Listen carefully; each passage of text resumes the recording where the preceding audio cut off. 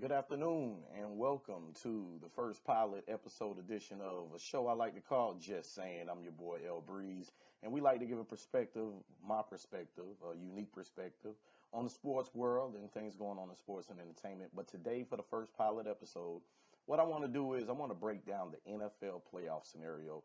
For those that may get it a little confused and don't really know what's going on this time of year, it's only a few teams that actually have a legitimate chance to make the playoffs.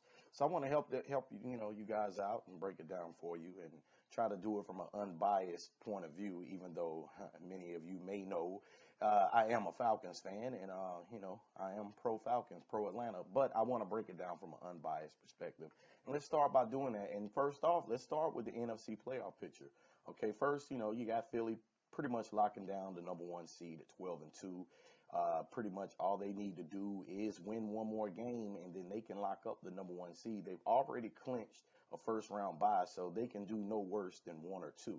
Right behind them, you have Minnesota at 11-3, vying for that first spot. Now, with a win, they can lock down the second seed, giving them a first round bye. If they go 0-2, they could possibly drop, leaving a little room for people like the Los Angeles Rams that come in at number 3 at 10-4. Now the Rams, surprisingly so, they have not locked down their division.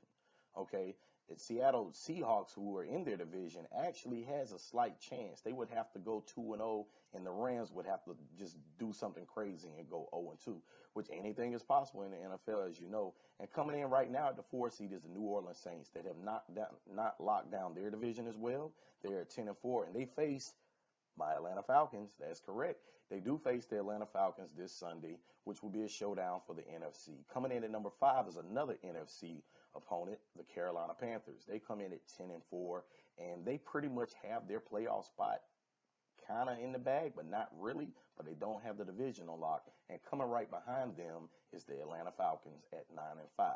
Now, what does that mean? That is your 1 through 6. But who is on the outside looking in? You got teams like Detroit at 8-6, Seattle at 8-6, and a lot of people's favorite, the Dallas Cowboys, 8-6.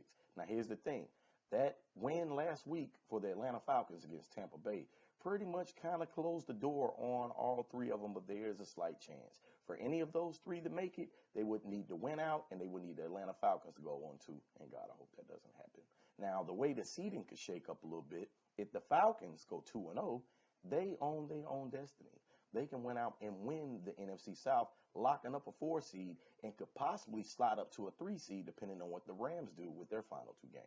Now, where does that leave the Carolina Panthers? If the Carolina Panthers win on Sunday against the Bucks and lose against the Falcons, and the Falcons win out, they'll still lock down a playoff seed, and they'll probably drop down to the 6 seed.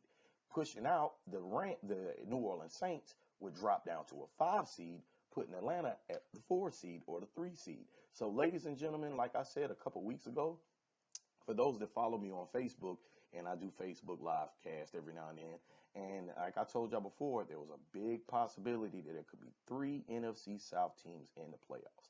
And that looks like the strong possibility, depending on how things shake out in the final 2 weeks of the NFL season. Now, dropping down to the AFC, we got everybody's the dark empire, the evil empire, the New England Patriots at 11-3. They maintained position at that 1 seed with that controversial win over the Pittsburgh Steelers last week, which brought them to the number 2 seed at 11-3. Now, depending on how those two things shake out in the last 2 weeks, they could flip-flop for the 1 and 2 seeds. Neither one of them have them on lock, but never know how things can shake out. Coming in at third is the Jacksonville Jaguars, the surprise, the shock of the league at 10-4. They have pretty much sold up a playoff position with their win last week, a convincing win at that. They pretty much locked down a playoff seed, but they now have solidified a 3 seed, even though it looks like you're going to see New England, Pittsburgh, and Jacksonville kind of in a shakeup between the 1, 2, and the 3. Now, at the 4 seed right now, currently is the Kansas City Chiefs. Now, this is where things kind of get crazy. They pretty much locked down their division with that win over the Chargers, and that was the Chargers' best chance to get into the playoffs to try to lock up that craziness that was going on in the AFC West all season. But that kind of went out the window with that loss. So that puts Kansas City at the 4 seed. Looking at the wild cards right now, you got the Tennessee Titans at 8-6, and you got the Buffalo Bills at 8-6. Here is where it gets crazy. Now, Baltimore on the outside looking in, they're at 8-6. They actually own the tiebreaker with the Buffalo Bills.